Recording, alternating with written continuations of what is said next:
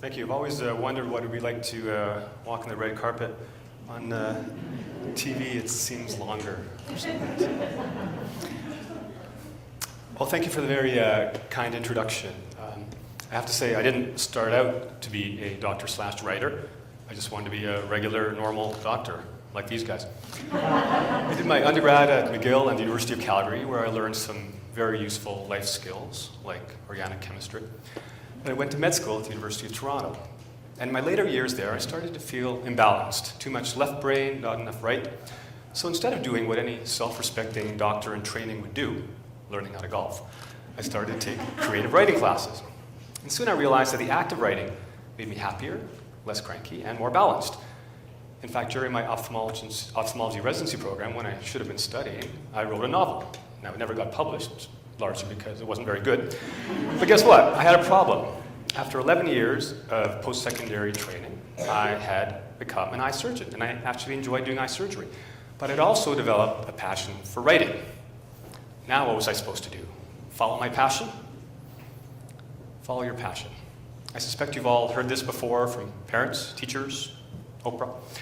And as all of you students get closer to graduation and are confronted with big, scary, life-altering decisions, you'll hear this more and more. Follow your passion. It doesn't end when you graduate. Ask your parents. They're told if they want to be happier, more successful, they should follow their passion. Ask your grandparents. They're still hearing it. Get off that rocking chair, Grandma. Put down lemonade. It's time to follow your passion. We all hear it, and on some level, we understand it, because we know intuitively that without passion, Terry Fox would not have run, Einstein would not have thought, and Luke Skywalker would not be a Jedi today. In fact, just for fun, try to think of successful people or cartoon characters who did not have a passion. It's tough, which is why everywhere you turn, people are telling you to follow your passion. But is follow your passion good advice? I say that depends on what you mean by passion and on what you mean by follow. The your is good. I have no problem with it. Let's take a closer look at passion. What is passion? For most of us, this is self-evident. Your passion is something you love to do, something you choose to do when given a choice, and your passion gives you a pure sense of contentment and the feeling that you are doing what you're supposed to be doing. Some of you may be familiar with the term flow. That's the feeling you get when you're in the zone, time stands still, you can't even hear your parents calling you for dinner. If you have a passion, you know what I'm talking about. And it turns out many of us have a passion for something. One study showed that 84% of university students had a passion. And studies have also shown us that if you have a passion for something, you'll do better at it. So easy, right? We should all just follow our passion. Just like Oprah says, right? Not so fast. Sorry, Oprah. Researchers dug a little deeper, and they concluded that there are, in fact, two kinds of passion. In harmonious passion, we engage in an activity willingly, by choice. We do so without conflict. It is important to us, but not all-consuming. Harmonious passion is a good thing. However, obsessive passion, as the name implies, is not a good thing. There's something making us do it. Parents, peer pressure, guilt, the dark side. I like to think of it as Luke Skywalker had a harmonious passion and Darth Vader had an obsessive passion. Turns out the kind of passion we have is important. Harmonious passions are associated with happiness, creativity, work-life balance, and a healthy enthusiasm for your favorite sports team. Obsessive passions are associated with feelings of unhappiness, guilt, burnout, bad driving, and cheering for the Oilers. It's actually true. Obsessive passion is correlated with overreacting when your favorite team loses. What's also interesting is that both kinds of passion are associated with success. And if you think about it, Luke and Darth Vader were both kind of successful in their own right, at least until the end of Return of the Jedi. But only harmonious passion leads to a happy ending. So what Yoda should have said was, "Harmonious force, you must use, Luke." Sorry, I have an obsessive passion for doing really bad Yoda impressions. The main idea is that before we decide to follow our passion, the question we need to ask ourselves is it a harmonious or obsessive passion? What else do we need to ask ourselves? What other questions? Here's one. Is it a high-risk passion? This is a graph of what I call a low-risk or linear career. If you want to be a teacher, you need brains, talent, hard work, perseverance, probably a good sense of humor. And if you go to university and if you study hard, chances are you will become a teacher. Here's another graph. I call this the high-risk career, or the dartboard. Here, things are not quite so linear. You still need hard work, perseverance, brains, but there's one missing ingredient: luck. I believe that in certain fields, particularly in the arts and in athletics, luck plays a disproportionate role in success. A few years ago, an unknown aspiring author wrote a novel. It was submitted to 12 publishing houses, and it got rejected by all of them. The book was called Harry Potter and the Philosopher's Stone. Why was it rejected? 12 times. Lousy book, or perhaps there was an element of luck involved. The story also goes that Oscar-nominated actor Mark Ruffalo went to 600 auditions and got 600 straight rejections before he got a role. Now, I'm not saying that we should avoid high-risk passions. I'm not saying Sidney Crosby should have chosen to be an accountant. Many hugely successful people have made it big by following high-risk endeavors. I'm just saying that we should recognize the risk before we jump in with both feet. And so, we also need to ask ourselves, what's our risk tolerance? And what's our most likely endpoint? If your passion is music, and your career choice is rock star, here's the problem. You can be the most talented, hardworking, charismatic, guitar-picking kid on the planet, and chances are overwhelming that you will never be a rock star. Which is kind of depressing, really. But it's statistics. It's luck. I call it the Bieber factor. So before you embark on a path toward rock superstardom, here's what you should know. Chances are you will end up doing something else. Maybe music-related, maybe not. And there's absolutely nothing wrong with that. There are plenty of talented and happy studio musicians who have amazing, rewarding careers. Not to say you won't become a rock star. Maybe you're the one. And if that's your dream, nobody should tell you to abandon it. But you should understand the risk-reward equation. Did I say reward? Uh-oh. What did I mean by that? Can we talk about money?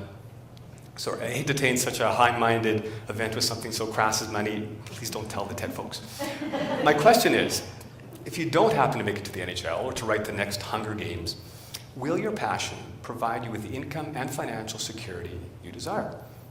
A study of professional writers in the UK a couple of years ago reported that the median income of a professional writer was $20,000 a year, which is well below the income required to achieve a minimal standard of living. Now, of course, the top writers, the names we all know, they make a significant amount of money. But for the majority of writers, no matter how passionate they are, there is the chance of soggy burgers in their future. So as an aspiring novelist, does that matter to you? Do you care about what kind of car you drive, or vacationing in Maui, or sending your kids to private school? Maybe, maybe not. We all have different priorities. It's just important to be honest with yourself, to know what they are, and also to anticipate what they might be one day. So why do we bring up money when we should be talking about following our dreams? I mean, every country song ever written has told us money can't buy happiness, can it? Well, the research is a little controversial, but the general belief is that financial security is correlated with happiness, at least up until a certain income level. So my point is not that money should be the most important factor in determining if and how we should follow our passions, but that it is one factor and one that deserves not to be swept under the rug. So, you review things, and you find that you have a passion for something. You love doing it. It gives you a sense of identity. It's harmonious. It's not high risk. Your most likely endpoint is satisfactory to you, and it will provide you with the living you desire. Excellent, easy. Do what Oprah says. Follow your passion and declutter your life. But what if that's not the case? What if, for example, your passion is high risk? What if you really want to be a Hollywood actor? You're going to be the next Seth Rogen. So you do your research and you calculate the odds of making it big in Hollywood, and you find they're daunting. What does that mean? That you should abandon your passion? No, absolutely not. On this one thing, I agree with Oprah. Please don't tell my wife. I absolutely think you should follow your passion, even if it is high risk. The problem is that we talk about following our passions. It seems we only have three options. Either we abandon it entirely, or we relegate it to a weekend hobby, or if we really mean business, we go all in and we make it a career. There is this societal belief that says that if you're serious about following your passion, you must commit 100% to it. Jump in with both feet, cross your fingers, and hope. And if you crash and burn, at least you can look back and know you gave it a shot. That's one way to follow your passion, sure. And for the Sidney Crosbys and Justin Biebers of the world, it worked beautifully. But the problem is, if your passion is a high-risk one, then by definition, for most of us, it doesn't work. And you know what? Crashing and burning in a high-stakes lottery is not what I would wish for my kids. But does that mean they should abandon their passion? No, of course not. If only there were another option. Let me return briefly to my story. Here I was, a 23-year-old doctor torn between a career in medicine or following my passion for writing. I didn't know what to do. So I did the same thing I do when I'm standing in an ice cream store trying to decide between chocolate chip cookie dough and Oreo. I chose 2 scoops. I do both. So I practice medicine and I write. I divide my work week between my ophthalmology practice and my creative endeavors. Now, for a long time, I didn't tell anybody that. It was awkward, a little weird, kind of personal. Plus, I wasn't very good. And if you're going to tell people you're a writer, you probably shouldn't suck at it. Recently, after years of quiet struggles, I've been fortunate to have had a little literary success. I'm certainly no Stephen King, but I have become a legitimate writer. And these days, some patients of mine who become aware of my double life will kindly inquire about my writing. So I'll tell them what I'm working on, I'll thank them for their interest, and then they'll say, some of them, with nothing but the kindest of intentions, well, it's nice to have a hobby. And I say, a hobby? I do not spend 15 hours every week staring at a computer, forehead bleeding, heart racing for a hobby. I do not skip my kids' soccer practice or have a ridiculous golf handicap for a hobby. Writing is not a hobby. Actually, what I say to people is, thanks, yes, it is nice to have a hobby. But it got me thinking, what is this? It feels more than a hobby, but what is it? Is it a job? Is it a career? I tried to make a Venn diagram, but that wasn't useful. What exactly was I doing with this writing thing? So I did whatever I do when I have big, profound, unanswered questions. I turned to the 3 wise men, Scorsese, Lucas, and Spielberg. And sure enough, the answer was revealed to me. When I look at Star Wars, I know the plot. Luke and Leia, Darth Vader, the Force, I get that. Similarly, in this life story of mine, I know the plot. Family and friends, medicine, mortgage, weddings, kids, the big stuff. That is my plot. But what about these guys? How do they fit in? And with due respect to these lovable droids, it turns out they are simply a subplot. If we took them away, the story of Star Wars would remain largely intact. Luke would still go on his journey, the Death Star would still be blown to smithereens. Sorry if I spoil that for you. But would the movie be as good? Without R2-D2 and C-3PO, Star Wars would be lacking something. Maybe the humor, maybe the humanity, if I can use that term when talking about droids. Without that subplot, something would be missing. So I had an epiphany. Writing was not only my passion, but I had, completely by accident, made it my subplot. And it turns out, if you look around, there are many people who are doing the exact same thing, following their subplots.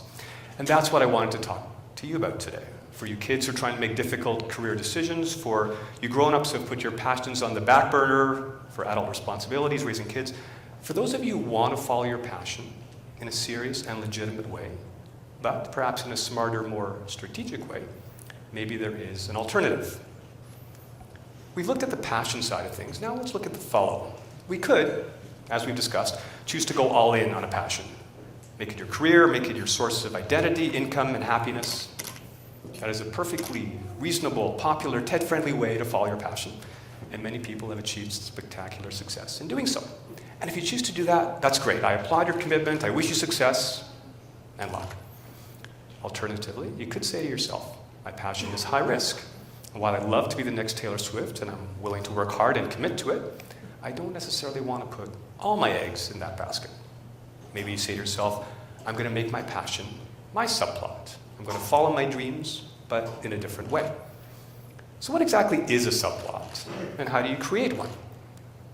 Number 1, your subplot is not your career, at least at the outset. Which means you also need a day job, ideally one you like, which is rewarding and low risk, but it may not be your true passion. And that's okay, because you're still simultaneously following your passion. Number 2, your subplot is not just a hobby. Your subplot is farther up the passion continuum and requires a greater commitment. And while there's absolutely nothing wrong with having a hobby, a subplot is more than that. Number 3, we choose to have a subplot. It is not thrust upon us. We have a subplot because we want one. It's a passion, not an obligation. So in my books, defrosting the freezer or arguing with Air Canada or watching the collected works of Hugh Grant is not a subplot. Number 4, you devote time to your subplot. This is Art Fry. In 1974, the company he worked for, 3M, had a program where employees could spend 15% of their time working on projects outside of their core. Now, Art had a problem. His bookmarks kept falling out. So he invented a sticky bookmark, which became the Post-it note. That was his subplot. These days, Google has a similar program which allows workers to spend 1 day a week in a passion project. And I think Google has it right. Writing a subplot requires dedicated time. Perhaps you carve 1 day a week, or an hour a day, or a month a year, however you choose, however your circumstances allow. But remember, this is not vacation time. This is not goof-off time. Number 5, there should be a goal to your subplot, something to aspire to, something attainable, but also with a degree of difficulty. Whether you're saving soldiers, or hunting submarines, or busting ghosts, a worthy subplot needs a specific goal. Number 6, there's no financial expectation from a subplot. If you take away that pressure, it will free you up to follow your passion in its truest, uncontaminated form. And if your subplot starts to make you money, great. Maybe one day it becomes your main plot and you stop being an English teacher, carpenter, insurance salesman, or McDonald's worker. Finally, there needs to be buy-in from people around you. My advice is to tell people you're doing. I can't go to the movies tonight, I'm working on my subplot. Try to explain it, try not to sound like a lunatic. There will be distraction and temptation, but if you respect this time yourself, other people will respect you too. In conclusion, subplotting is one way to follow your passion. It is certainly not the only way. But when I was growing up, I didn't see people do that sort of thing. If you became a doctor, you went out and you doctored. Duh. So you have to understand, this was not part of some big master plan. I was completely winging this, and I still am. But somewhere along the way, I've discovered this subplotting way of life, and while it may not be for everyone, it has served me well. So I hope that my experiences and challenges will give you something to think about, because I believe that wholeheartedly we should follow our passions. But how we choose to do them, that's up to us. There's more than one way to become a rock star. So for any of you who want to follow your passion differently, you might want to ask yourself, what's your subplot?